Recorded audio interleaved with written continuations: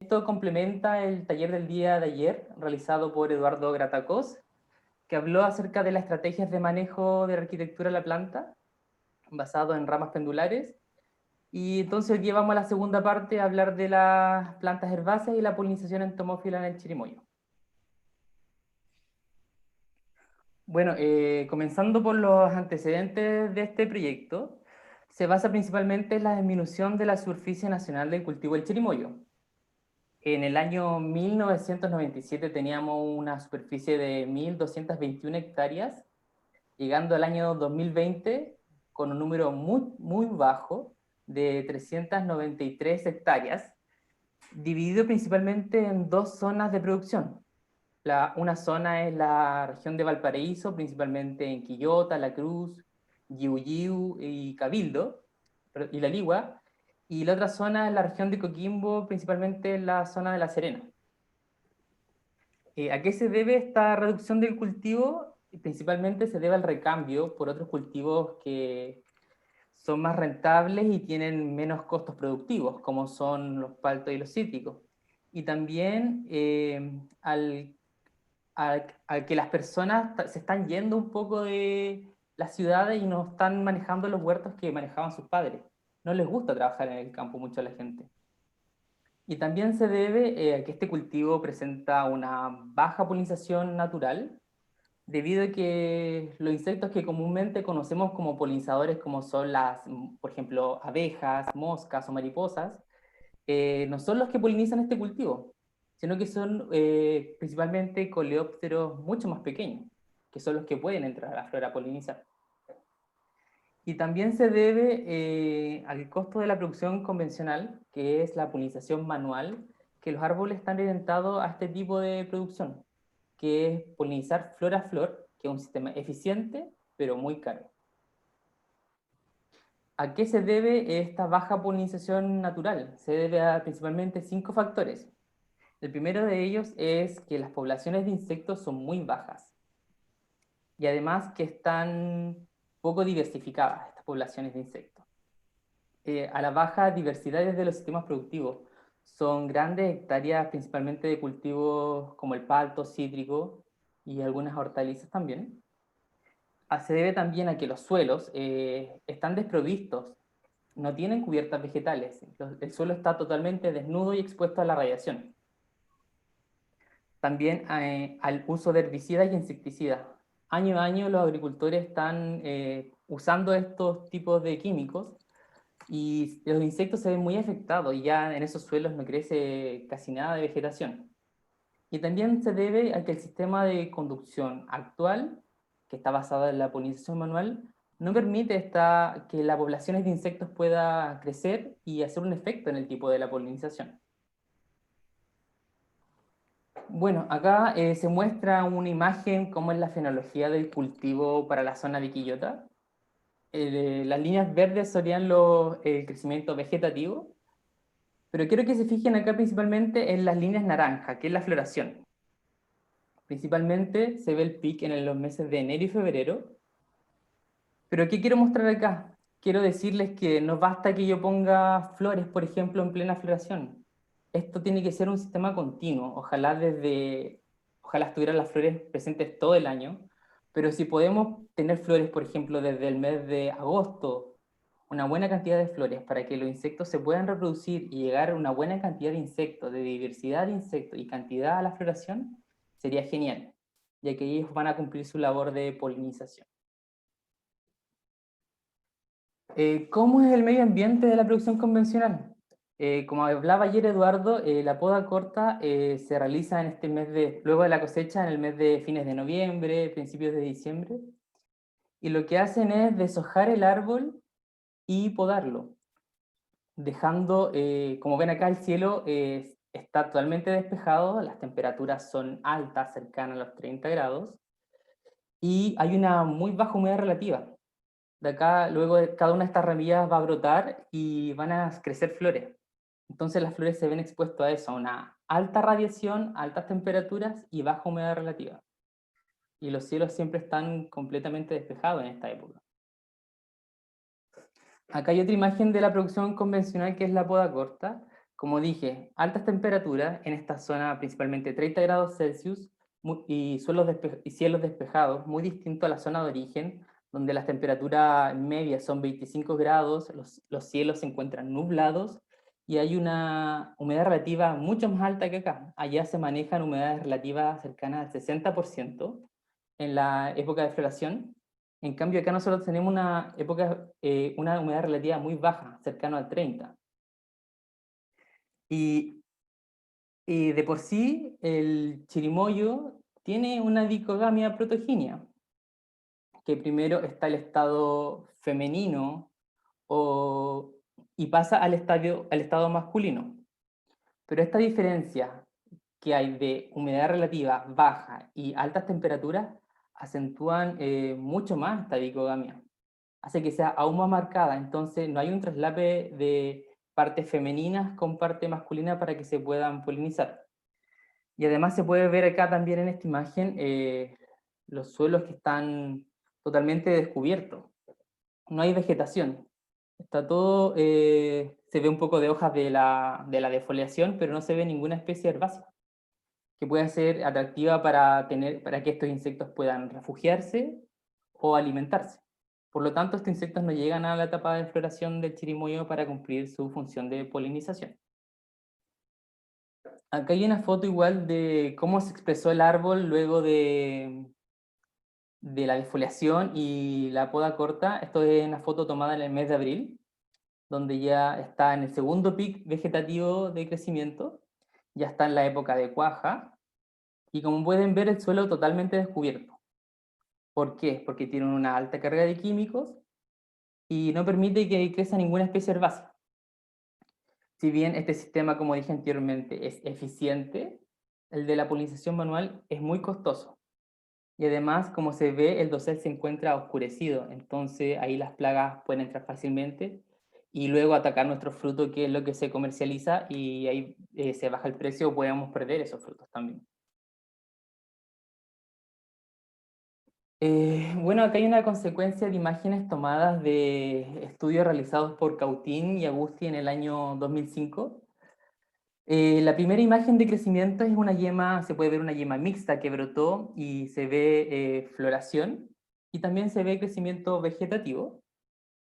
Pueden crecer hasta 4 flores o 2 brotes y 2 flores, o solamente una flor o solamente un brote, pero acá estamos enfocados en la floración. Luego esta flor en la etapa de crecimiento comienza a crecer, los tépalos se elongan, hasta llegar al estado, uno de los estados principales de la floración y que es muy importante, que es la flor prehembra, que es la flor que tiene mayor posibilidad de cuajar. En el estado prehembra, si bien la flor está cerrada, pero está muy receptiva al polen. Cualquier polen que llegue en ese estado tiene una alta probabilidad de cuajar. Luego pasa al estado hembra, que también tiene una alta probabilidad de cuajar, que está muy receptivo. Y luego, en la tarde de ese mismo día o al día siguiente, pasa al estado hembra, que pierde su capacidad de cuajar. Y en la tarde pasa al estado hembra tardío o macho, hasta llegar al estado macho, donde se pueden ver ahí los pistilos ya que empiezan a liberar polen. Luego está la flor ya que está senescente, que puede seguir, si es que hubo cuaja, puede comenzar a crecer un fruto, o si no, esta flor se desprende y cae. Continuando con lo de la dicogamia protogínea, acá se puede observar también el estado femenino y el masculino, solamente es para diferenciarlo, que es la flor estaminada, que es el femenino, y la flor pistilada, que es el masculino. Ahí en la flor, estado masculino, se puede observar que el centro de la flor, donde está, que es la parte femenina, está como más oscurecido, se encuentra como opaco. Cuando la flor está receptiva al polen, bueno, la gente que ha polinizado puede darse cuenta que esa parte se encuentra como brillosa, como húmeda, que es la parte que está receptiva de la flor, y el anillo de estambres alrededor que empiezan a liberar polen. Entonces, cuando está en el estado masculino, esa parte femenina ya no está como tan receptiva al polen, por eso es que no cuaja la flor.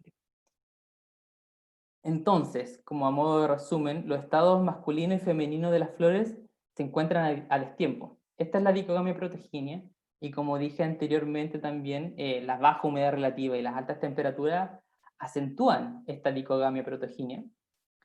También está la dificultad de autopolinización, porque la flor femenina abre primero y luego pasa al estado masculino al día siguiente. Otro problema que es la transferencia del polen.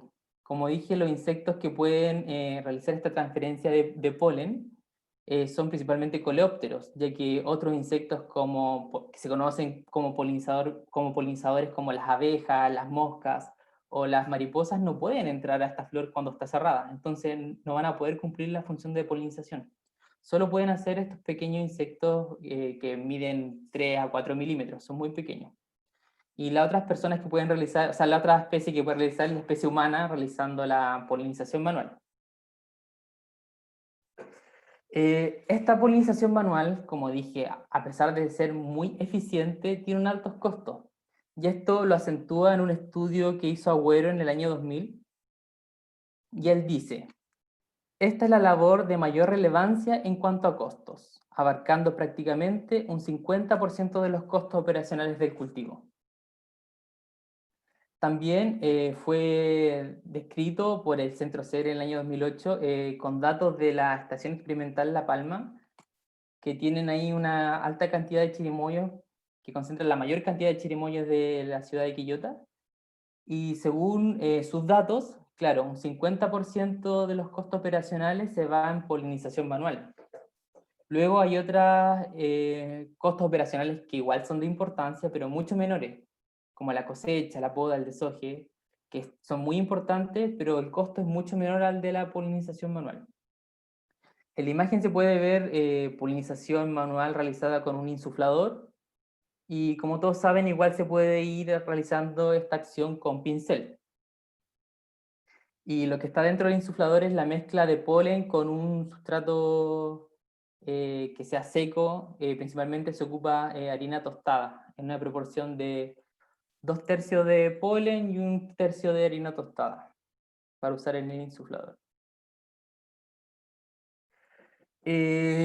Bueno, ¿cómo son los insectos que polinizan el chirimoyo?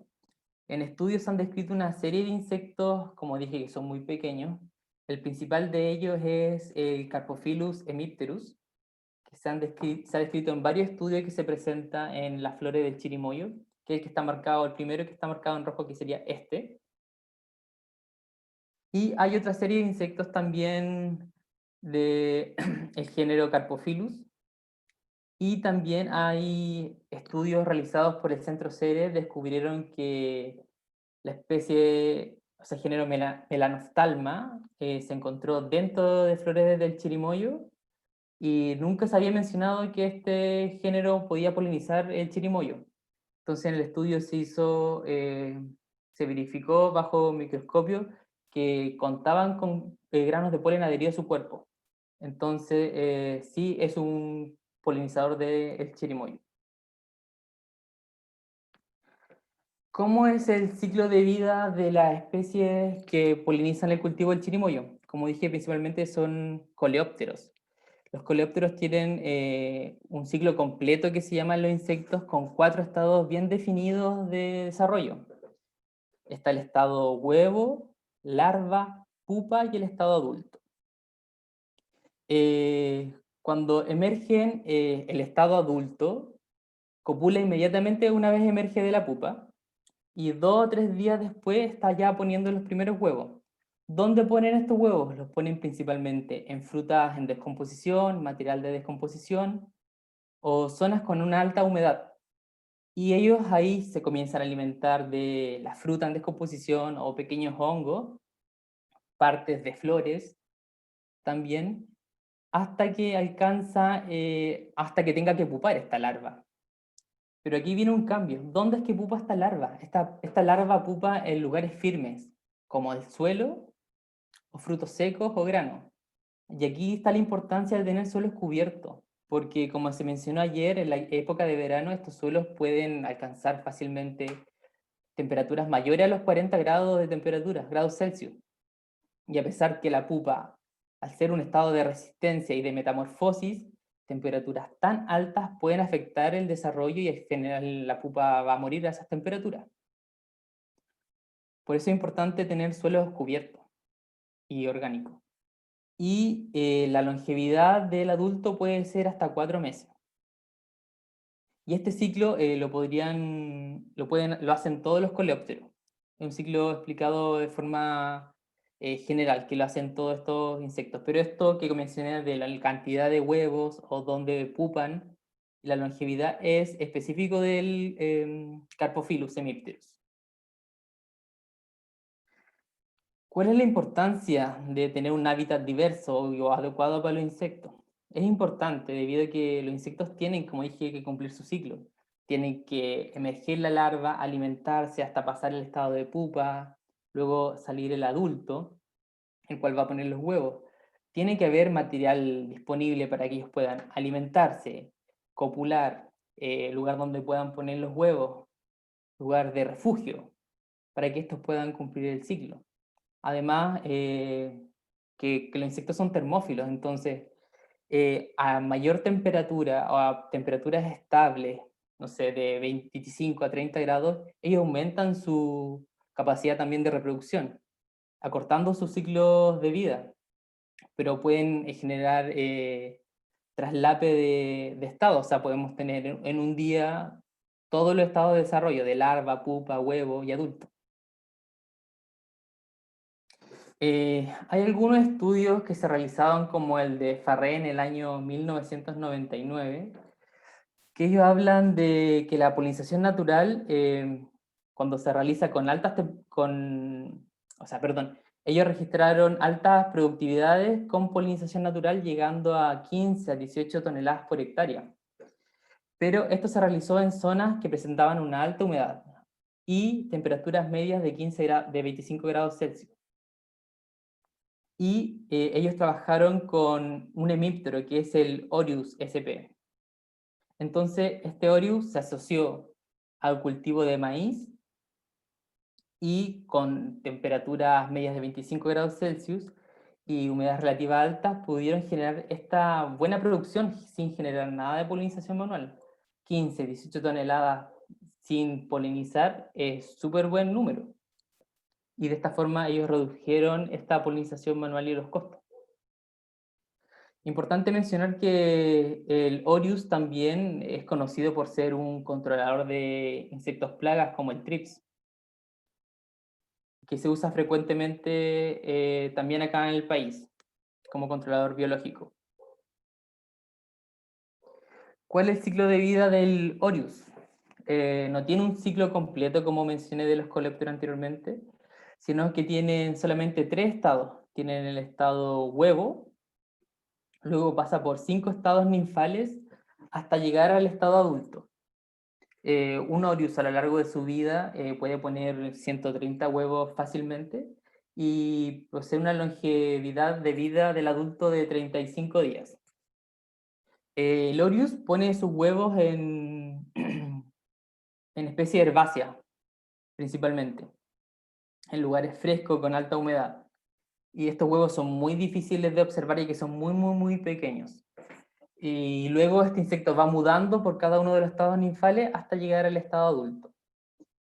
Este insecto también se alimenta de materia en descomposición, de partes florales, como polen. Y como dije, es el que usaron en España para ser utilizado como polinizante en el estudio. ¿Cuál es la importancia de las bandas florales? El establecimiento de bandas florales en los huertos frutales puede atraer insectos benéficos, ya sea polinizadores o controladores biológicos de insectos plagas, y les provee alimento, les provee hábitat durante el periodo en que los frutales aún no están floreciendo. Entonces tenemos una mayor presencia de insectos en nuestros huertos y una mayor diversidad también de insectos en los huertos. Por lo tanto, es muy bueno. Y estos extractos es sacado de Mateo y Fierro del año 2018. Bueno, y para ir finalizando esta primera etapa del taller de transferencia, ¿Cuáles son los objetivos en que se basa esta segunda parte del proyecto? Que es evaluar el efecto de las herbáceas con flores sobre la polinización entomófila del chirimoyo en la región de Valparaíso, y además caracterizar estos insectos que van a visitar las flores del chirimoyo e identificar cuáles son las principales familias de coleópteros que visitan las bandas florales. Bueno, ahora yo les dejo con ustedes a Camila García, que va a presentar la segunda parte de esta presentación, que les va a hablar acerca de la metodología, el diseño experimental y los resultados obtenidos. Buenas tardes a todos, muchas gracias por asistir. ¿Puedo compartir pantalla? Sí. Dale nomás, Camila. Ya. ¿Me avisan si se ve la presentación? ¿Se ve completa? ¿En pantalla completa? Sí, sí, se ve pantalla completa. Ah, ya. Bueno, como dijo John, yo les voy a explicar la metodología de nuestra investigación, cómo llevamos a cabo el estudio y qué resultados obtuvimos. Este estudio nosotros lo realizamos en 3 predios. 2 de ellos fueron pilotos demostrativos. El predio de Don Carlos Peña en la localidad de Yiu, el predio de Nercy Cortés en Pocochay y en la estación experimental La Palma. En cada uno de estos predios, nosotros el sector donde estaban los chirimoyos lo dividimos en 2 sectores. Un sector en el que establecimos bandas florales y en el otro dejamos el suelo desnudo, sin establecer bandas florales.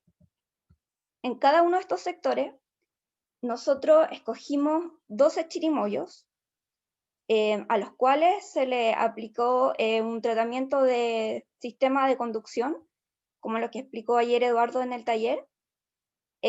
4 de los árboles fueron tratados con el sistema de conducción convencional, 4 con ARP y 4 con crecimiento libre. En el sector donde se establecieron las bandas florales, nosotros decidimos distribuirlas en islas de flores y no sembrar completamente las entre hileras. Eso debido a que estábamos en sequía, entonces para ahorrar agua era mejor disponerlas de esta manera.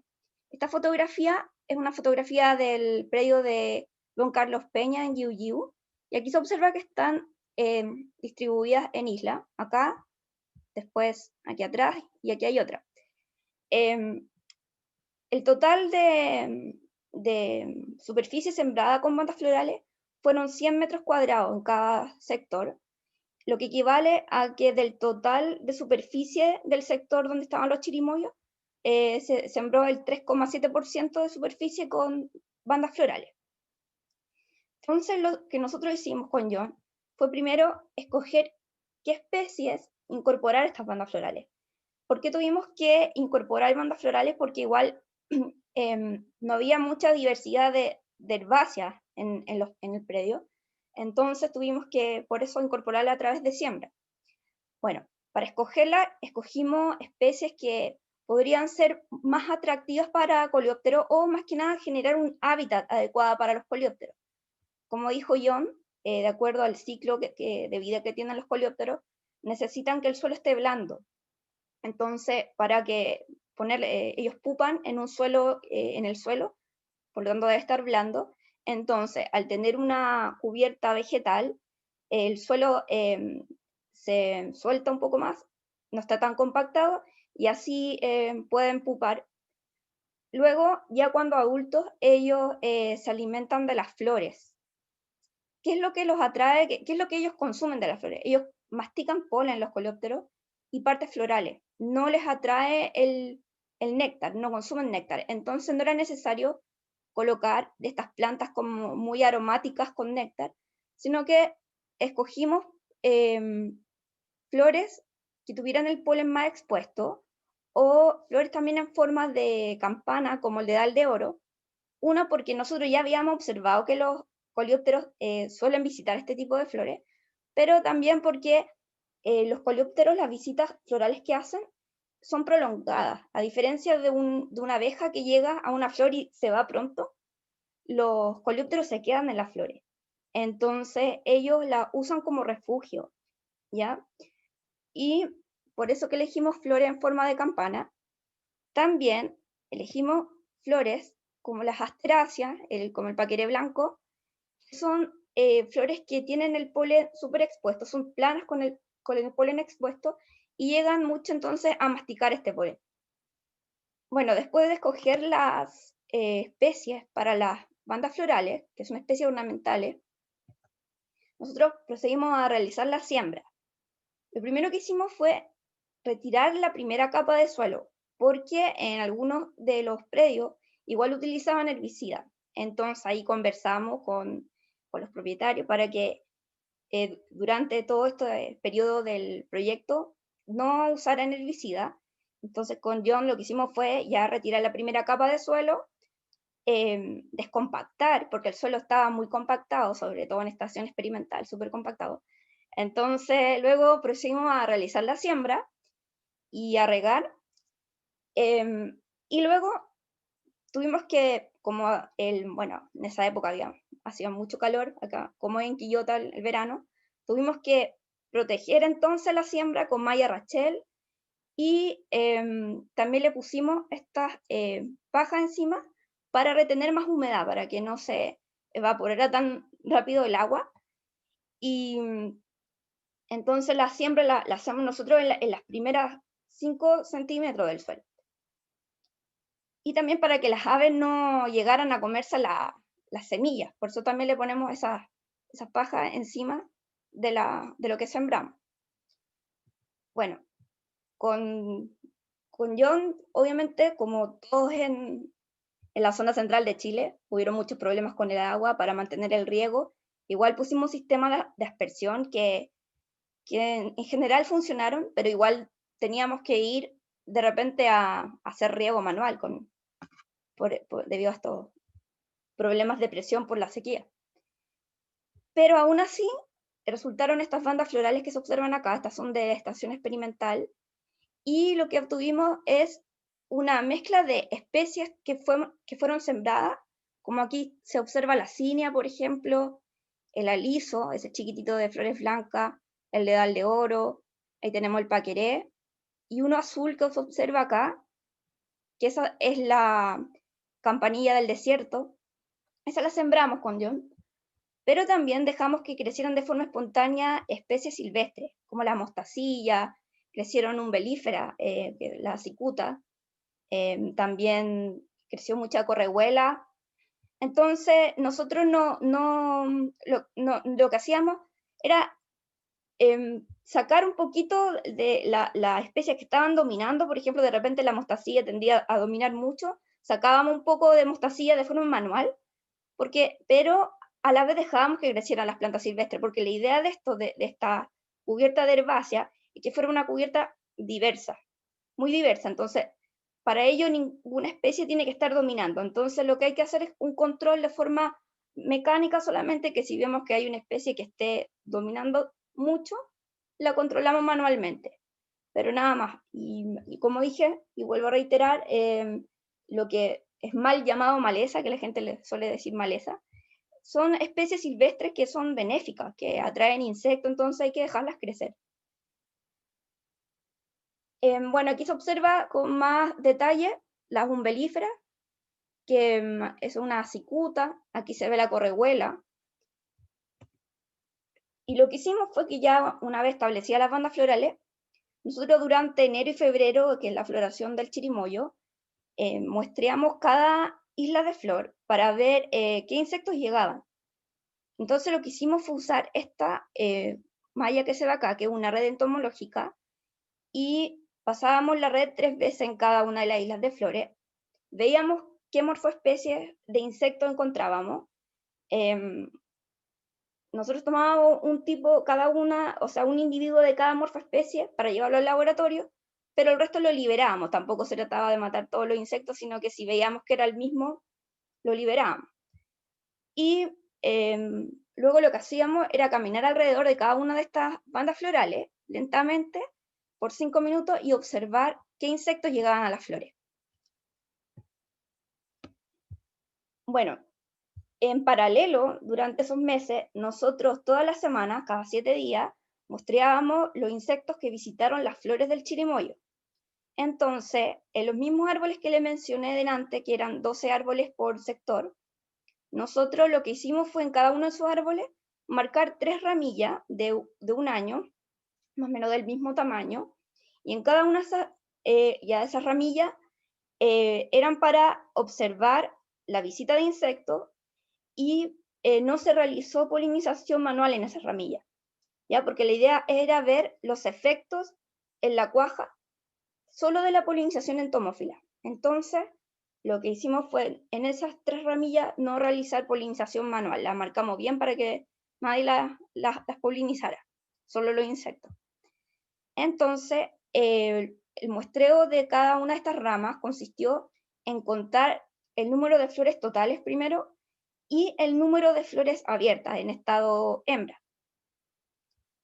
Entonces, en estas flores, en estado hembra, nosotros las abríamos cuidadosamente porque igual son muy turgentes y se pueden quebrar, entonces cuidadosamente nosotros observábamos qué insectos estaban dentro de la flor y los sacábamos y después los llevábamos al laboratorio para identificarlos con esta lupa.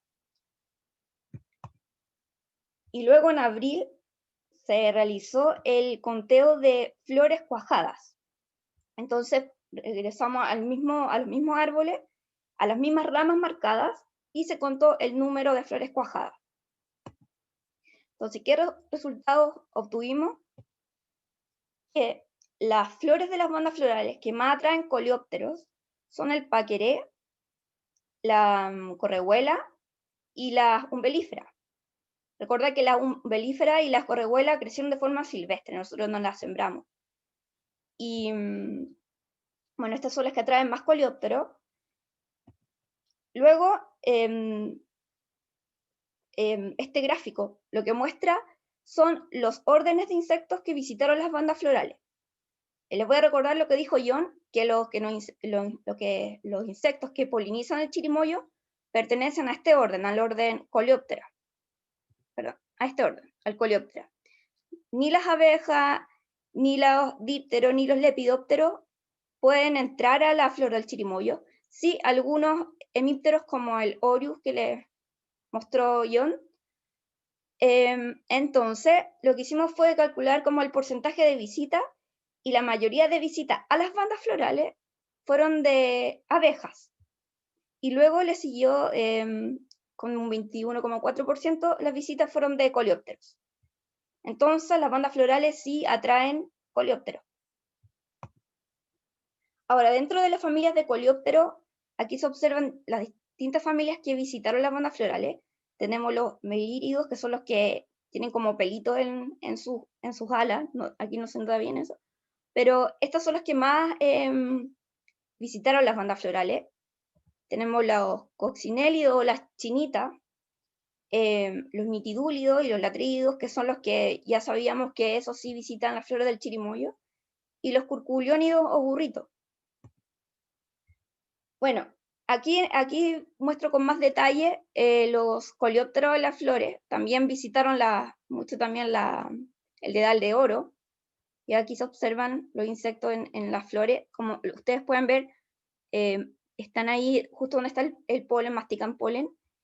Y aquí no se ve bien, pero si alguien logra ver dentro de esta flor un punto pequeño negro acá, eso era un latrídido. Entonces, los latrídidos suelen visitar mucho la correhuela. Ya la correhuela está como al ras del suelo y una flor bien chiquitita, entonces ellos se refugian ahí, así que les recomiendo dejar las correhuelas en sus predios.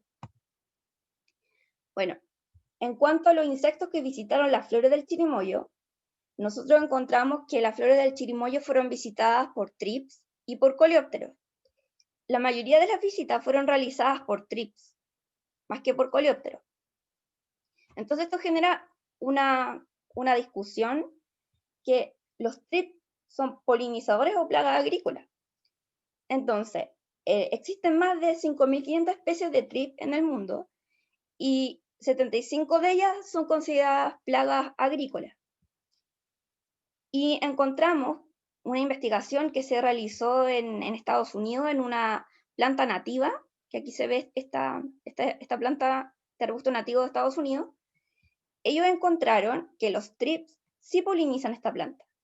Entonces, ya hay registro, aunque son pocos estudios, pero ya hay registro de thrips como polinizadores. Como se observa en esta foto, los thrips transportan polen de esta planta nativa en Estados Unidos.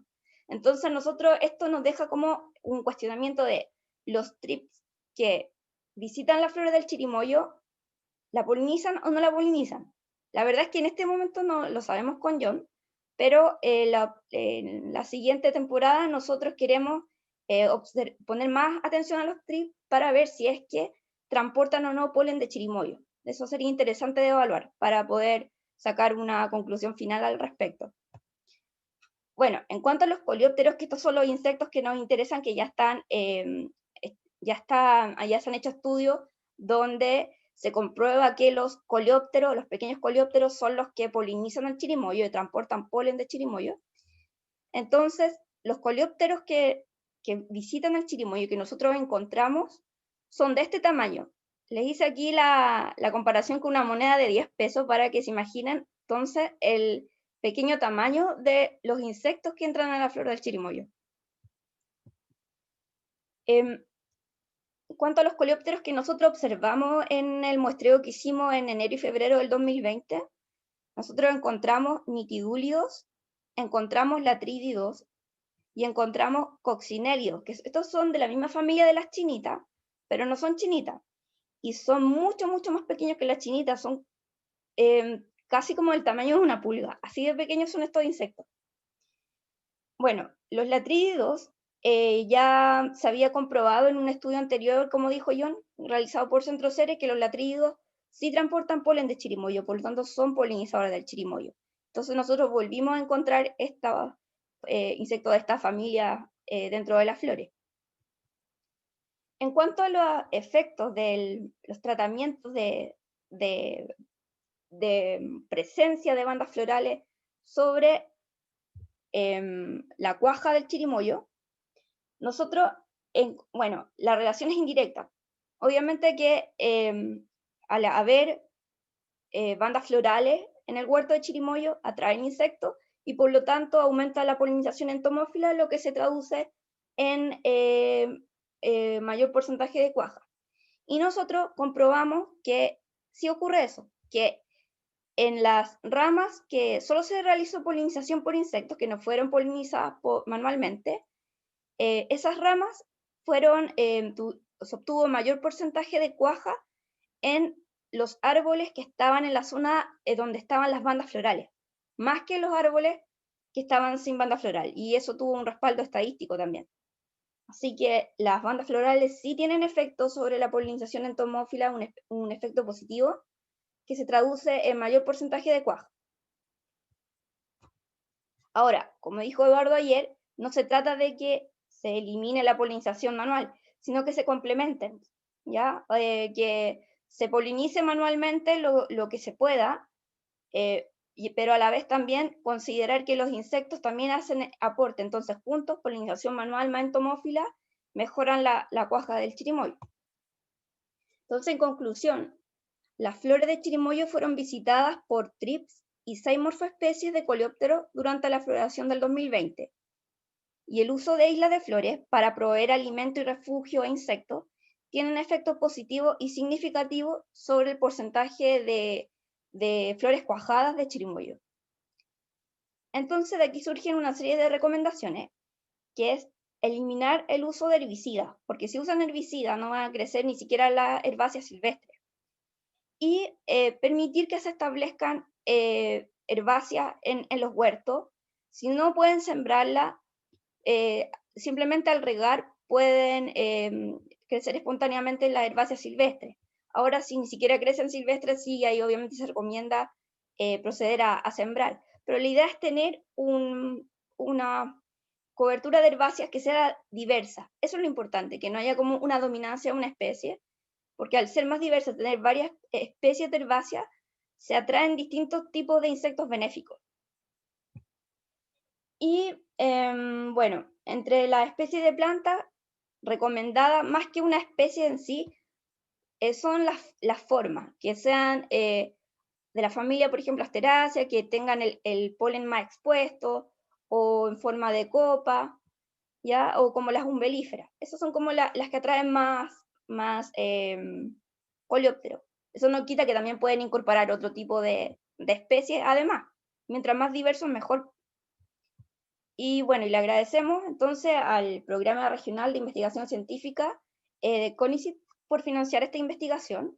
Y ahora queremos conversar con ustedes, consultarles también a ustedes cómo han estado, porque ya los vimos en talleres presenciales, cómo han llevado esto de la pandemia, si han observado insectos en su huerto, algunos han sembrado también alguna especie herbácea, que nos vayan contando también, y también se reciben las consultas.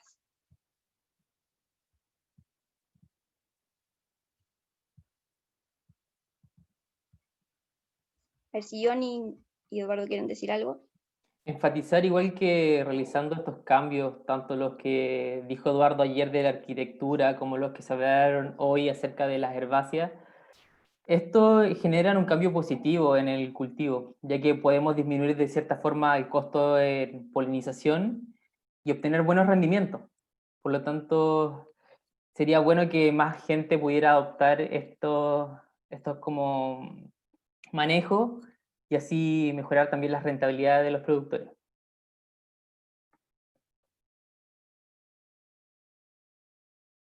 Si alguien tiene comentarios, preguntas, si quiere comentar cómo le ha ido en el huerto, si sembraron alguna especie, ¿alguien que quiera tomar la palabra? Sí, yo quería contarles que cuando yo estoy haciendo polinización manual como de la parte baja de los árboles. Y en las flores, cuando ya en la tarde le saco el polen, yo veo unos bichitos, pero que son minúsculos, como dijo la Camila, son como pulguitas y caminan.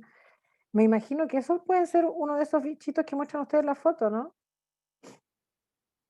Que se quedan adentro de la flor, digamos, no se enteran que, que saqué la flor. Lo más probable es que sí, ¿sí? Y hay muchas chinitas, ahora como que hay chinitas naciendo, chinitas como bebés, chiquititas. Pero esas chinitas yo creo que no alcanzan a entrar a la flor, ¿o sí? La chinita común, puede que no, pero yo mostré de la misma familia de las chinitas, que son En unas chinitas oscura. súper pequeñas, sí, oscuras, súper pequeñas, esas sí entran en la flor. Esas las encontramos en las flores, sí. Sí, esa yo no he visto la otra, la común.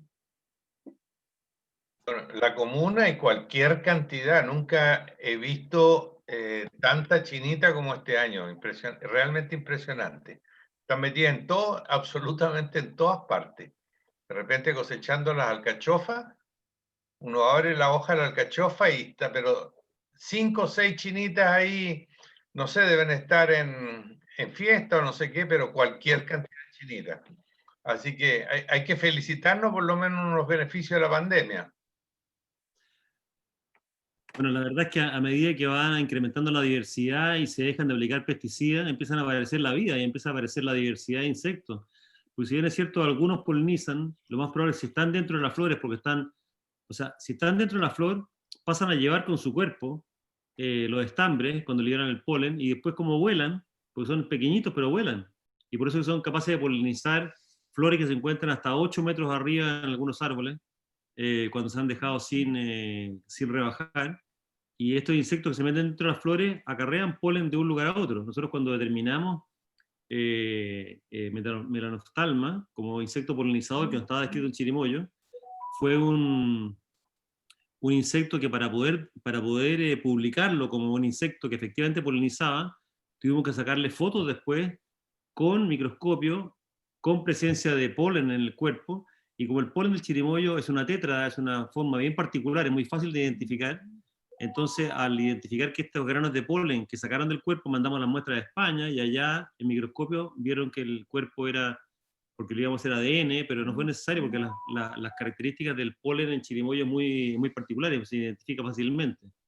Entonces cualquier insecto que entre en las flores es capaz de polinizar, y los otros que empiezan a aparecer también ayudan al control biológico de otras especies que se encuentran dando vuelta, como por ejemplo el tema de los chanchos blancos, sobre todo el caso de la cicuta, que es una planta muy interesante, porque hay gran cantidad de himenópteros que son parasitoides, digamos, de otros insectos también.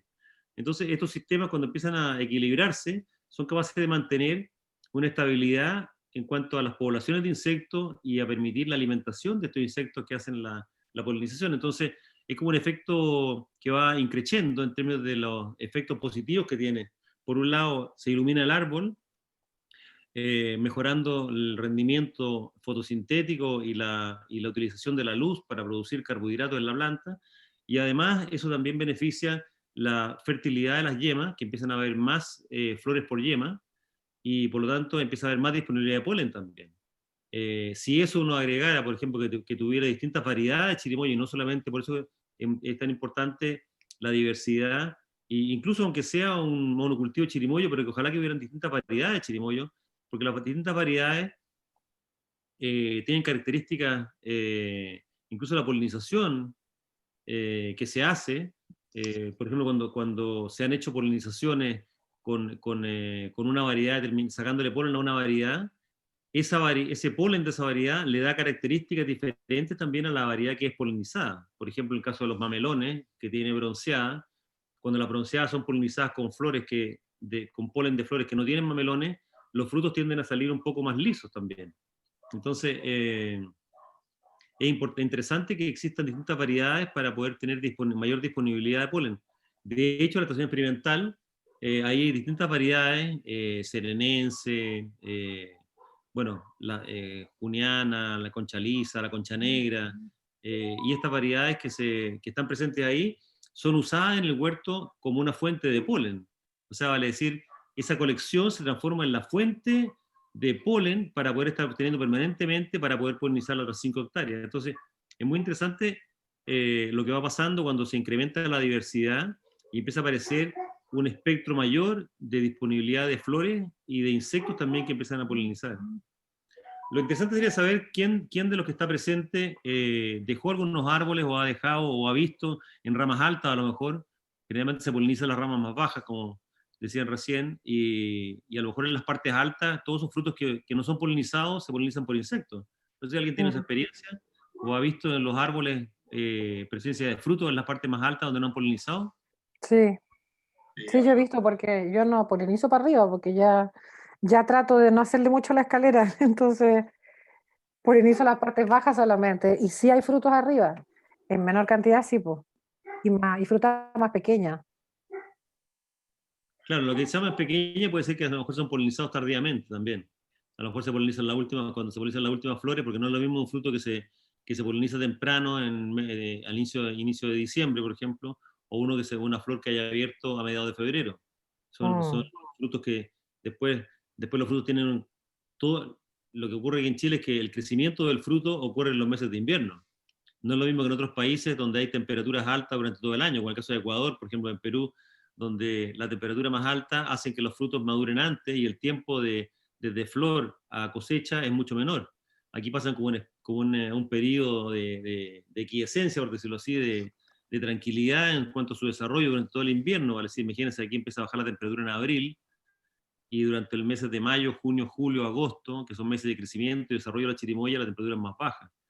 Entonces, es importante también, por eso que ayer hablábamos de la importancia que tiene que estas bandas florales, o que estas flores, digamos, que están en estas praderas diversas, se puedan encontrar ojalá durante todo el año, cosa que los insectos estén ya presentes.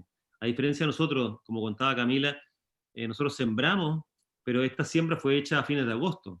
Entonces, las plantas crecieron y empezaron a dar flores recién en noviembre, a principios de noviembre. Entonces fue muy encima, creo yo. Nosotros vimos insectos, pero creemos que este año la población de insectos va a ser mucho mayor, porque las flores no han, esa foto que mostró Camila de los sectores con flores, han estado así todo el invierno, y han estado llenos de flores. Entonces nosotros hemos estado mostrando permanentemente, aún sin flores, los chirimoyos, y se pueden encontrar insectos todo el tiempo. Entonces nosotros pensamos que va a haber un efecto de la polinización temprana, y eso por supuesto que beneficia el desarrollo de los frutos, que van a poder crecer durante los meses de diciembre, enero, febrero, que son los meses con más, y marzo también con más temperatura, y eso beneficia tremendamente el tamaño de los frutos. Aunque en realidad tampoco quieren frutos tan grandes porque la gente no quiere comprar las chirimoyas más grandes. Yo les mencionaba ayer que las frutas que más piden son la segunda, la tercera, la cuarta, incluso hay hasta quinta, sexta y séptima. Yo le decía, pero ¿cómo séptima? Séptima es un fruto como de 50 gramos, pero la gente los compra, Aceituna. claro, lo hacen pulpa.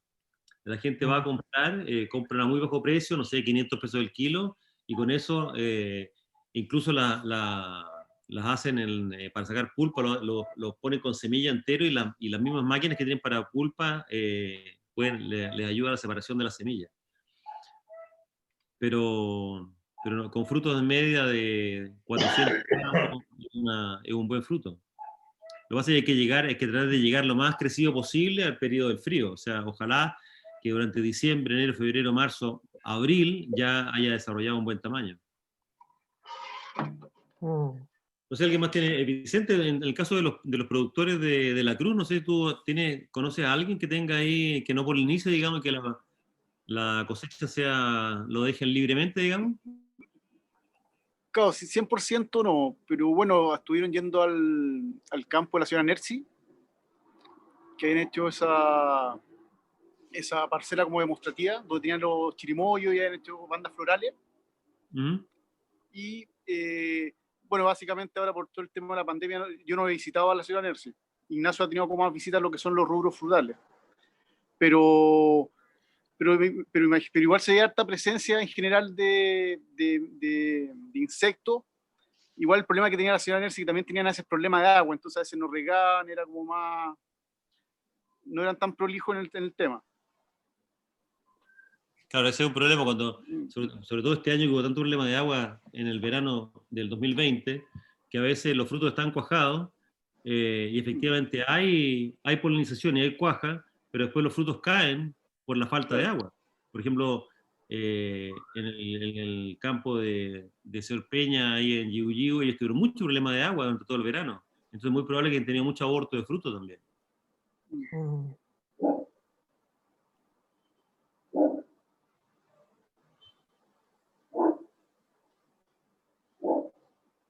¿Alguien tiene alguna experiencia que comentar en relación a ¿O qué les parece, digamos?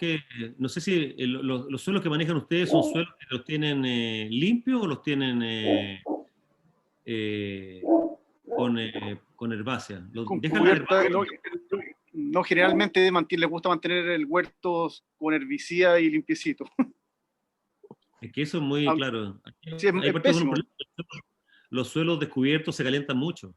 Se calientan muchísimo, entonces eso no deja... De hecho, por eso que muchos ensayos y tesis que se hicieron en la Facultad de Agronomía en los años del 85 al 98, diría yo, hay muchos resultados cuando por ejemplo, hacían polinizaciones con carpofilo y ponían los insectos dentro de mallas en las ramas con flores. Entonces después concluían, por ejemplo, en base a, no sé, habrían, por decir algo, 50 flores, entonces contaban después, ponían dentro de estas mallas como unos tules, estos típicos géneros blancos muy delgados, ponían los insectos adentro y después contaban la cuaja. Y a veces no había cuaja, las flores caían, pero yo creo que es muy difícil que una especie que está acostumbrada a vivir en el suelo, que está protegido con la hojarasca, que vive en condiciones de humedad relativa sobre el 60%, con temperatura ojalá que no superen los 27 grados, de repente los ponemos en una condición amarrado en una rama a 35 grados, con una humedad relativa del 25%, entonces es muy difícil que en esas condiciones, y además sin poder esconderse, o sea, es un insecto que queda todo el tiempo encerrado, digamos, en esa malla.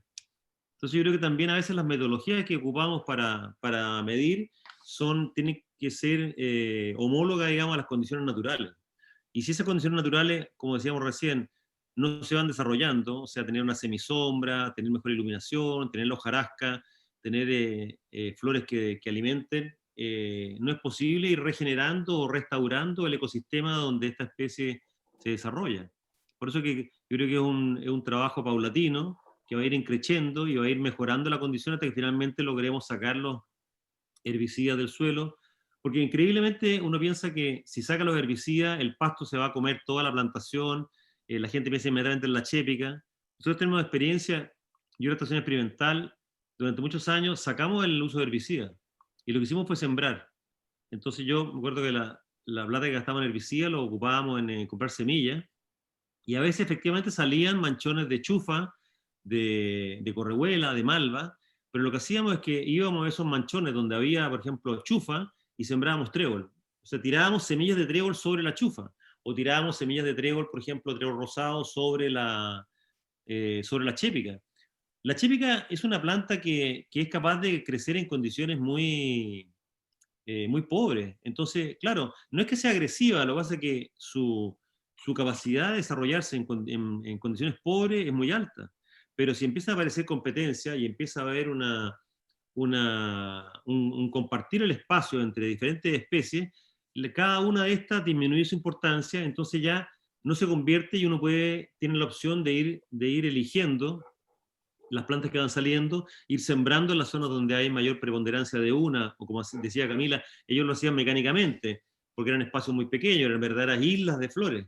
Pero si uno lo va a hacer en un huerto, uno puede ir donde la zona donde hay una amplia preponderancia de una especie y hace siembras sobre esa especie y las plantas salen. Entonces, la idea era aquí tomar, Camila mostró diferentes especies que nosotros elegimos, que la elegimos por las flores que tenían, porque eran flores vistosas. Ayer Enzo preguntaba por el color blanco, parece que el color blanco parece que es muy atractivo, pero también probablemente nosotros sembramos dedal de oro, que es amarillo, y también habían insectos dentro. Entonces, parece que esta diversidad de flores que se va dando va disminuyendo la importancia, y ahí entonces uno puede decirle a la gente que observe qué es lo que pasa cuando esta diversidad empieza a tomarse todo el terreno, porque hay que pensar que no solamente en las flores, hay que pensar en las raíces que están penetrando en el suelo y están ingresando azúcares producto de la fotosíntesis que hacen. Eso también va a mejorar los agregados del suelo, mejora también la aireación, porque hay que pensar siempre que esto no es la planta no sale desde el tronco hacia arriba, sino que para que las raíces puedan sintetizar citocinina, para que puedan tener una buena absorción de agua, necesitan espacios de aire. Y ese espacio de aire se crean en condiciones de suelos vivos, donde hay raíces que están penetrando. Nosotros hemos visto en el programa de restauración biológica del suelo, donde hemos sembrado centeno, por ejemplo, y el centeno puede crecer hasta 1,80 m hacia abajo. 1,80 m, o sea, son realmente verdaderos taladradores de suelo, que al ingresar después en la planta, como son plantas anuales, se mueren, pero esos canalículos que fueron construyendo al penetrar en el suelo quedan después, la raíz se descompone y quedan esos espacios de aire donde se va rompiendo esta compactación y van generando espacios para que existan microorganismos y puedan equilibrarse también. Ayer hablamos de los nematos, por ejemplo, los nematos si no hay nada que comer, si no hay una materia orgánica en descomposición, los saprófitos no existen. Entonces empezamos a tener suelos con una alta carga de nematos, con todos los nematos fitoparásitos que conocemos, meloidogines o aquellos que también entran a las raíces y transmiten virosis. Pero la sanidad de la planta y la sanidad del suelo va en una condición de salud del suelo, o sea, en una condición que permite que las raicillas puedan crecer en condiciones de buena oxigenación. Entonces, el pasto en el suelo o las praderas silvestres, nosotros hemos cambiado el tema de las malezas por decir praderas diversas, herbáceas, porque estas praderas, en la medida que van, por supuesto que si hay problemas de agua no se van a poder mantener durante el verano, evidentemente que no. A lo mejor ahí uno puede salvar algunos pedacitos, digamos, para poder tener relación. Esta emergencia, estas islas que puso Camila con John, son islas que son de no más de 100 metros cuadrados. Y eso abastecían de insectos una gran cantidad de árboles alrededor. Pero el resto del año, si nosotros hacemos siembras, por ejemplo, previo a las lluvias, o sea, vale decir, hacemos preparación de suelo en el mes de abril o a fines de abril, y empiezan a llegar las lluvias, idealmente a partir del 15, 20 de mayo en adelante, cuando cae la primera lluvia, las semillas ya están en el suelo. y eso permite un crecimiento muy, muy fuerte. Nosotros tenemos generalmente el primer corte de estas plantas, que hacemos mezclas de más de 12 especies, incluyendo también el centeno, y plantas leguminosas. Estas plantas, al poco tiempo, ya a los 2 meses, ya han alcanzado un crecimiento casi hasta más arriba de la rodilla. Yo tengo videos filmados ahí de estas siegas que hemos hecho, y eso, no recuerdo la cifra en este momento, pero son una tremenda cantidad, son como 8 toneladas de materia seca por hectárea que están aplicando en cada uno de los cortes. Entonces, aprovechar las lluvias, en vez de tener el suelo descubierto, aprovechar un suelo que paga las mismas contribuciones, que está ahí para poder hacer captura de luz, y en el fondo los predios, mientras más captura de luz hagan, están haciendo un uso más eficiente de una energía que es gratis, que están captando las plantas, las hojas de las plantas están captando esta luz, la transforman en azúcares, la mandan al suelo, están alimentando toda la microflora que está en el suelo, y además, después de regalo, van a venir también las flores que van a servir de alimentación a los insectos. Entonces, hay un doble propósito en esto de las plantas sobre el suelo, y ojalá que haya una diversidad para que no haya ninguna predominio de una sobre otra. Eso es muy interesante, porque finalmente vamos construyendo un sistema más sano cuanto al hábitat para insectos, y también más sano cuanto al hábitat para las raíces y el desarrollo de la planta. Una planta que tiene mejores ápices radicales es una planta que es capaz de bombear hormonas, como el caso de la citoquinina, que se produce en los ápices de las raíces, y va hacia las yemas de punto de crecimiento, entonces mejora también la brotación. Es un estímulo al crecimiento vegetativo que lo necesitamos para formar los cargadores que y también para hacer crecer la fruta, porque la fruta también usa auxina, gibberelina y también citoquinina. Entonces, sí. No, yo quería comentarte, yo desde hace más o menos 4 o 5 años inicié un proceso de cambio en el huerto. Instauré corredores biológicos entre los camellones, en la zona que tengo la parcela, esto entre Quillota y San Pedro. El espejo de agua estaba muy superficial, entonces fue necesario poner los árboles en camellones. Bueno, es un huerto frutal, hay de todo. Dentro de eso tengo chirimoyo. Y bueno, nunca he polinizado. Ahí con Jackie he estado viendo, aprendiendo cómo se poliniza, pero realmente la actividad en la parcela no me da mucho tiempo. Pero esta cobertura que se genera año a año, yo sembré avena, vicia y trébol, y sembré una sola vez y dejo que crezcan, semillen, y ahí ciego, y voy generando un mulch entre los camellones de los árboles frutales.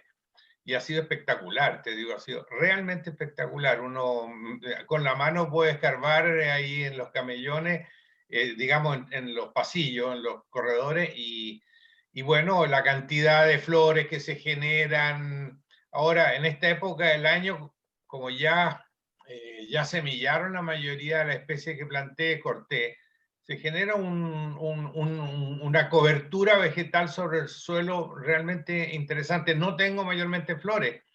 Por eso ayer preguntaba, porque voy a incorporar, digamos, en la siembra previo a la lluvia, incorporar, digamos, especies florales para agregarle a las floraciones de lo que estoy sembrando a la fecha. Así que me parece muy interesante.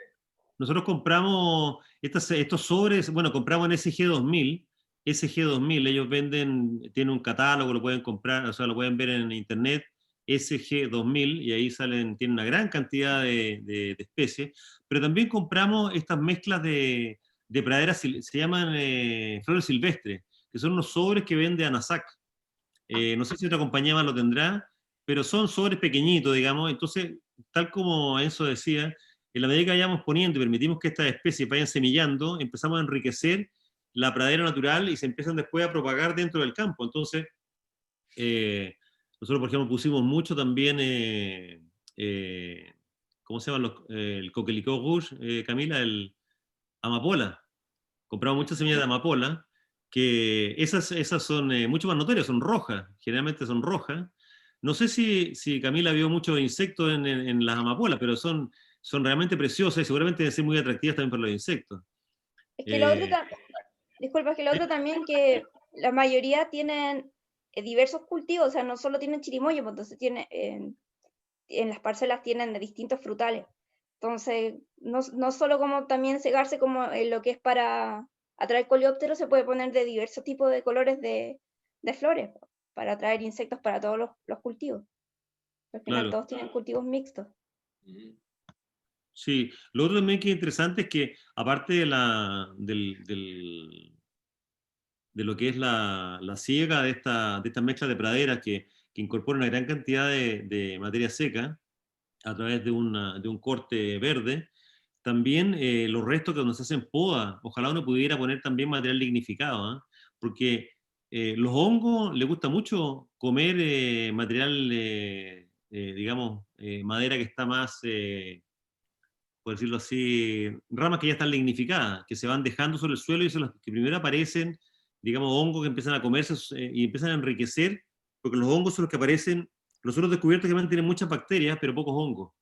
Y cuando empieza a aparecer más materia orgánica, y empieza a aparecer un detritus sobre el suelo, y empieza a aparecer también restos de poda, por ejemplo, cualquier tipo de madera que esté en el huerto, producto de las podas o de donde sea que lo saquen, al estar picado en el suelo, se empiezan a descomponer. Y eso también empieza a generar una producción de esporas que permanece para siempre.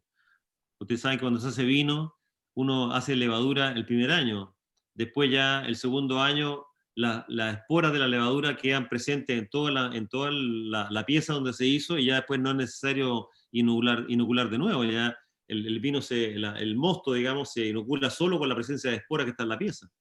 Entonces, estas esporas van quedando en los suelos y se van enriqueciendo microbiológicamente. Nosotros estamos haciendo ahora un proyecto de compost activado con microorganismos que lo estamos enriqueciendo con bacterias, con hongos, con micorriza.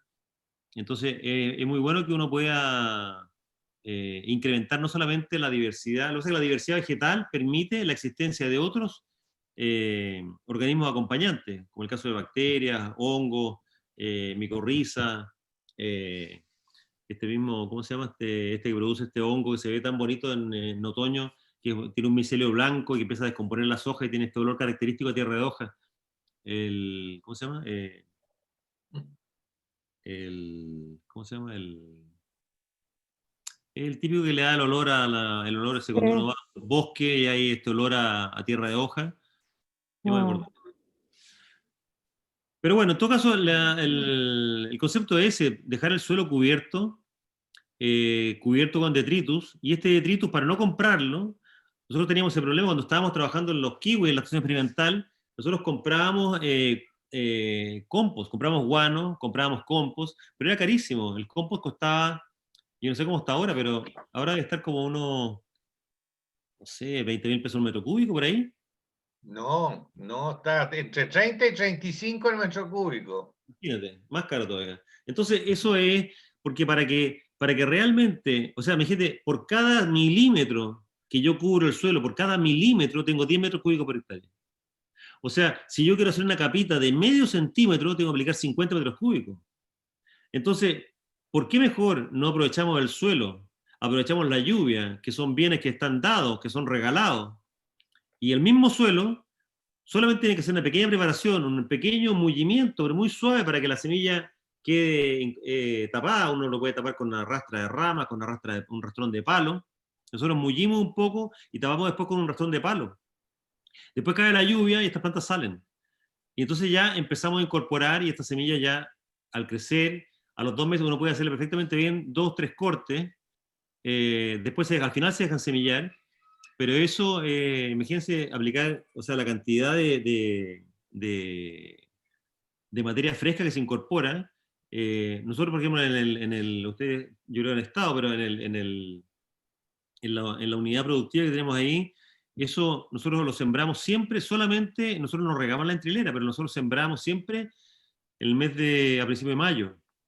y eso después produce un crecimiento brutal entre junio, julio, agosto, septiembre, octubre y hasta noviembre. Después ya noviembre se empieza a secar, pero queda todo ese mulch cubierto de suelo, y eso es lo que sirve justamente para que estos insectos se protejan, y también esto de un año a otro se va consumiendo. Nosotros antes de sembrar, o sea, antes de plantar esa unidad productiva, nosotros hicimos 3 siembras consecutivas solamente con, no había nada, digamos, era un huerto de palto que se había helado, lo arrancamos, después hicimos un subsolado, y hicimos siembra, la primera siembra la hicimos en otoño, y después todo eso lo incorporamos. Las plantas las dejamos crecer hasta más o menos, crecieron hasta como 1,60 m, 1,80 m, y después con un tractor, con una cadena grande, la volteamos y la dejamos sobre el suelo. Eso desapareció. Nosotros sembramos después, en primavera, o sea, a principios de verano, sembramos de nuevo, ahí tuvimos que regar, para que creciera entre los meses de diciembre, enero, febrero, marzo, abril. Llegamos después a abril, o fines de marzo, y volvimos a tumbar encima, y después hicimos la última siembra, que fue nuevamente en fines de mayo, para que creciera todo el invierno, y lo volvimos a tumbar y dejarlo sobre el suelo. Después de esas 3 siembras, incorporamos una cantidad tremenda, yo no me acuerdo los números en este momento cuánto fue, pero fueron muchas toneladas de materia seca por hectárea, de materia seca, de materia orgánica. Estos suelos tenían antiguamente contenido de materia orgánica del 12-15%, y hoy en día con suerte en el 1,5, el 2. Entonces hay que devolverle, porque el suelo efectivamente se alimenta. El suelo, como está vivo, uno cree que es algo que es inerte, porque uno dice, no, esto tiene arcilla, limo y arena, pero cuando yo voy aplicando materia verde encima, los microorganismos del suelo se lo van comiendo. Y esto después, ustedes ven que después de pocos meses no queda nada encima. Entonces, ¿qué pasó con eso? ¿Se evaporó? No, se lo comieron los microorganismos del suelo. Entonces, toda la alimentación que yo hago cuando tengo plantas con raíces que están exudando raíces permanentemente, están exudando azúcares, los microorganismos del suelo se empiezan a pegar en las raíces y se empiezan a alimentar de estos geles. Se produce como un exudado de las raíces, es un exudado dulce. Y este exudado dulce es el que permite que los tanto hongos, bacterias y toda la cantidad tremenda de la fauna que está en el suelo se pueda alimentar. Y eso entonces es lo que va produciendo estos geles que forman las glomalinas, que se llaman, que las glomalinas son las que permiten la adherencia de los agregados. Hace que los agregados se estabilicen y queden con perforaciones por donde circula el agua y también circula el aire. Entonces, hay una serie de ventajas que yo los animo a que lo puedan hacer. Si tienen alguna parte que cae agua y tiene suelo descubierto, pónganle semillas ahora. Y si no tienen esas partes regadas, bueno, siémbrenlo en el mes de mayo, lo más temprano posible, ojalá a principios de mayo, esperen que venga la lluvia y después van a ver cómo va a crecer durante todo el invierno. Los suelos se van a empezar a vivificar. Entonces son sistemas vivos esto en realidad, por eso que nosotros hablamos de que este es un sistema que va a ir mejorando en la medida que transcurre, en la medida que se empiezan, porque estas son sinergias. La sinergia, recuerden que es que el efecto de 1 más 2 más 3 es más que el efecto aislado de las 3 partes. O sea, se forman efectos superiores, tanto en la producción de fruta, en la aparición de insectos plagas, y también en la condición de salud y de desarrollo de las plantas. Porque hay mucha gente que tiene árboles de chirimoyo, pero están enfermos. Entonces también hay que ver que la cuaja no depende solo de que existan insectos. Si yo tengo un huerto que está en un suelo que está muy compactado, que son suelos muy arcillosos, y no hay una buena aireación, esa planta no va a tener capacidad y por supuesto que va a abortar la fruta. O sea, para que el huerto para que la planta sea capaz de alimentar toda esa fruta con fotoasimilado y además con agua, se necesita que las raíces estén sanas. Entonces, las raíces no son sanas ni crecen sanamente en suelos que no tienen una buena oxigenación. Los suelos sueltos son los mejores. ¿Y cómo los soltamos? No podemos estar subsolando el suelo permanentemente, porque además que una rotura mecánica, cuando después uno lo riega, se vuelve a juntar de nuevo. Es como una mantequilla que está derritiendo y pasa un cuchillo por encima, y después la mantequilla se vuelve a juntar, porque es como una arcilla, digamos, es como pegajoso. La única forma que el suelo que vaya ingresando aire es meter raíces, y ojalá raíces gruesas. Ojalá pudiéramos poner nabos también, por ejemplo. Los nabos son verdaderos cilindros que taladran el suelo hacia abajo. Hay unos nabos preciosos japoneses, por ejemplo, que son como de este porte, de medir unos 40 centímetros, y si uno siembra, esos nabos después quedan en el suelo. Bueno, de hecho hay nabos, el nabo forrajero, por ejemplo, que se usa mucho. Si ustedes ponen nabo forrajero, el nabo forrajero se va a ingresar, va a entrar en el suelo, y si ustedes cortan solo de arriba y dejan los nabos en el suelo, eso va a ser una cantidad tremenda de materia orgánica que están ingresando directamente en profundidad para perforar el suelo y soltarlo y permitir que entre aire. Entonces hay que ir probando con distintas especies. Nosotros probamos con esas más que nada pensando en las flores para los insectos, pero también hay que pensar en especies que sean útiles para poder taladrar el suelo. Casi todas las que tienen raíces pivotantes, por ejemplo, una planta que muy poca gente conoce es este cardo.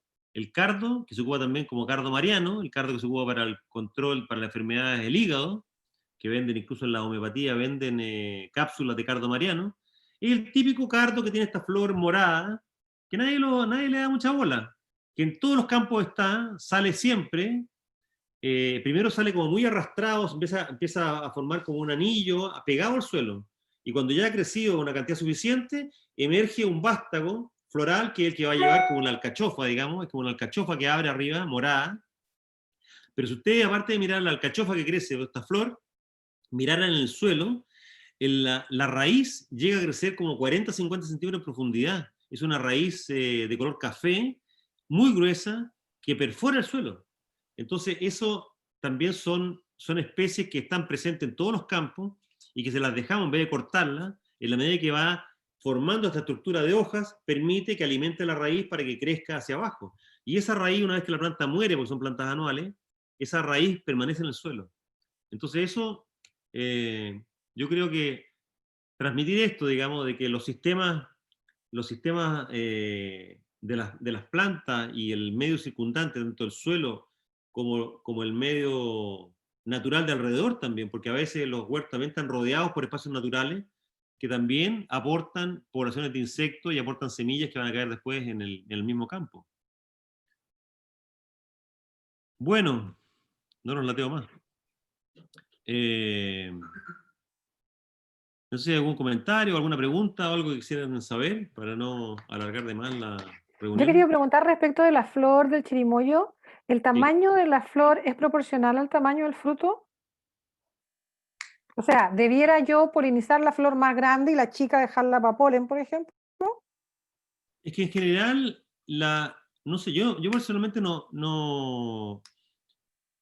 Porque la flor es pequeñita cuando nace, pero en la medida que se va desarrollando, casi todos alcanzan en largo más o menos, no sé, 2-3 centímetros. Ahora, evidentemente, uno esperaría que una estructura femenina, un ovario más desarrollado, va a ser capaz de potencialmente producir una fruta más grande. Pero yo creo que eso es una tremenda sutileza, o sea, empezar a buscar, además de buscar el estado sexual que se encuentra, empezar a separarlas por tamaño, yo creo que es un tremendo trabajo. No sé si será tan, por lo menos en la experiencia que tenemos en la acción experimental, allá se cosechan flores en estado masculino y se polinizan en estado femenino. No hay ninguna separación que se haga por tamaño de las flores. Y después, los frutos se desarrollan. Hay una diferencia, por supuesto, por eso que la cosecha no es de 2 semanas, la cosecha dura 2 meses. O sea, parte en el mes de, no sé, el mes de octubre y sigue todo el mes de noviembre. O sea, hay 2 meses de cosecha y se va esperando, se va floreando, esperando que las frutas más chicas sigan desarrollándose, que fueron las últimas que se polinizaron. Yo creo que si uno selecciona la flor para sacar el polen, yo creo que todas las flores que se polinicen tienen el potencial de llegar a ser, por lo menos, además que estamos hablando que no queremos los frutos no queremos frutos de 1 kilo, ni 1,5 kilos, queremos frutos que ojalá no pesen más de 500 gramos. Ok. Bueno, lástima que termine. Cierto. Muchas gracias. No sé si tienen alguna pregunta más. Nosotros igual esperamos que para los que están hoy día y no estuvieron ayer, nosotros queremos hacer una reunión a principios de enero vamos a poner la fecha porque hay un tercer taller que es la parte de la zonificación del chirimoyo, que lo está haciendo una colega, Rosana Lebuy, que ella es geógrafa, y está estudiando datos de clima de la región para poder ver cuáles son las zonas que son más aptas, digamos, para plantar huertos de chirimoyo. Pero tal vez ahí podría ser una buena oportunidad que nos juntemos y podamos también aclarar dudas, compartir un poco sobre los resultados que hemos tenido en los árboles. Y ¿por qué no pensar en plantar un poquito más? Si habiendo tierra desocupada y habiendo agua disponible, yo creo que esto es como invertir ahora y pensar en obtener una muy buena rentabilidad de aquí a 5 o 6 años más. Y es una rentabilidad corta. Los huertos de chirimoya van desapareciendo. Yo creo que la chirimoya cada vez es un producto más escaso. Entonces, yo estoy seguro que ahí estoy viendo a caras jóvenes, digamos, que a lo mejor tienen ganas de hacer algún emprendimiento. Yo creo que ayer comentábamos, llegar con la fruta directamente del agricultor en un buen envase al consumidor, yo creo que el que lo haga eso le va a ir muy bien. Si eso es capaz de traspasarse a un buen precio de pago al agricultor, porque nadie dice que el que vende no gane un porcentaje, digamos, de la venta, pero yo creo que la gente que compra chirimoyas que están ricas no tendría ningún problema en pagar 2.500 pesos por un kilo de chirimoya. Y si a un productor no le pudiera asegurar un precio, no sé, de 1.500, 1.800 pesos por todos los kilos que está vendiendo, y podemos producir 20 toneladas por hectárea, o sea, imagínense, estamos hablando de obtener 35 millones de pesos en una hectárea de chirimoyo. Y si le ponemos los costos, si estamos eliminando los costos de polinización, ¿cuánto es lo que está quedando? O sea, estamos hablando de costos de 5 millones de pesos, por lo tanto, es una rentabilidad muy buena. Y bueno, el que invierta ahora va a cosechar mañana, porque los huertos están desapareciendo. Y claro, yo creo que tal vez de la forma convencional que partió en los años 80 hacia adelante, con estas podas, mucha intervención, mucho despunte, mucha rebaje, mucha gente, mucha polinización manual, claro, yo creo que se desarrolló en un periodo en que tal vez el acceso a gente para trabajar era más fácil, el precio era menor también. Y yo creo que también se está también desarrollando la actividad de los viveros, que era muy interesante que se plantara a mayor densidad. Pero hoy día estamos pensando en densidades de 277 plantas por hectárea, a 6 por 6. O sea, yo creo, y estamos hablando de distintas variedades. Imagínense, es como ¿por qué no empezamos a mejorar esto como el vino, en vez como una calidad gourmet? ¿Por qué tenemos que tener todo de concha lisa o todo? Nosotros, por ejemplo, hemos visto que concha negra es una variedad que tiene mucha más cuaja que el resto. La variedad serenense, por ejemplo, es una variedad que tiene mucha más cuaja. Y esto comentado por la gente que se dedica a la polinización en la estación experimental. Ellos tienen mucha experiencia en eso.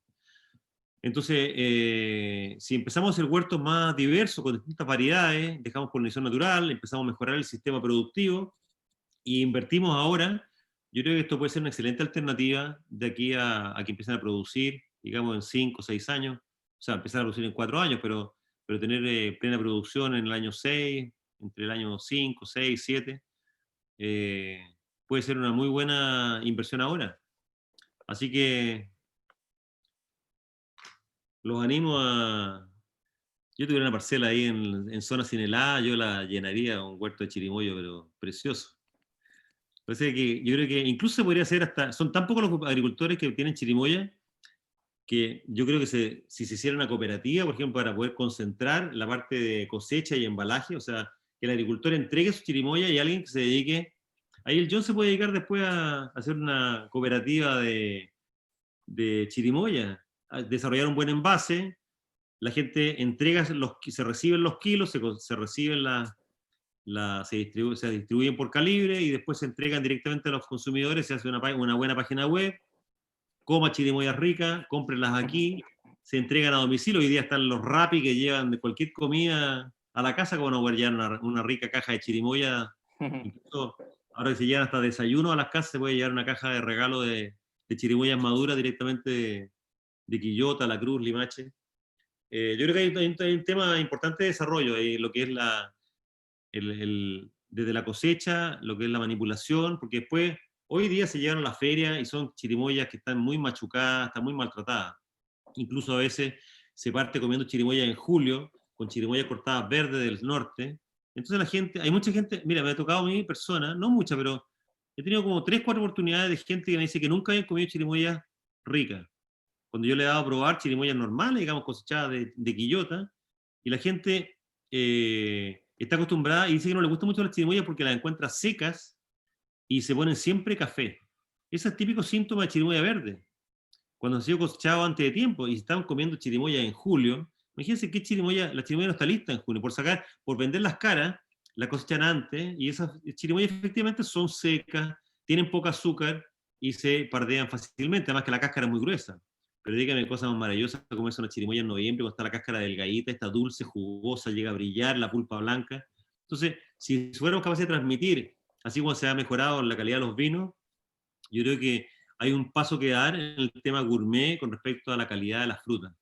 Y bueno, puede ser para cualquiera, digamos, pero aparentemente las otras como que llegan mejores en las condiciones. La chirimoya es una fruta más sensible, más delicada a tratar. Pero cuando llegue eso y el precio aumente, van a querer comprar chirimoya. ¿Y a dónde van a comprar? Si no hay huerto, ¿dónde van a comprar? Si imagínense, la estación experimental tiene 5 hectáreas, creo que el huerto más grande que hay ahora en Quillota.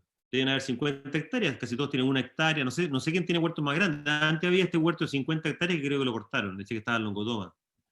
Y los otros huertos, no sé si alguno de ustedes conoce algún huerto mayor de 5 hectáreas de chirimoya actualmente. Yo los que he visto, por lo menos, que sabía, agricultores que trabajaron con nosotros en el proyecto 1, que generalmente eran los padres que habían plantado chirimoya, después cuando los hijos se hicieron cargo de los huertos, eliminaron los chirimoyas y pusieron palto, que era más fácil, era mejor negocio, era más rápido también. Pero bueno, estas curvas siempre se dan vueltas, y son curvas que se demoran además, por lo menos, entre 5 y 10 años en voltearse, porque tienen que esperar que la gente vuelva a plantar. Entonces los que inviertan ahora son los que van a empezar a cosechar cuando ya casi no hay chirimoya.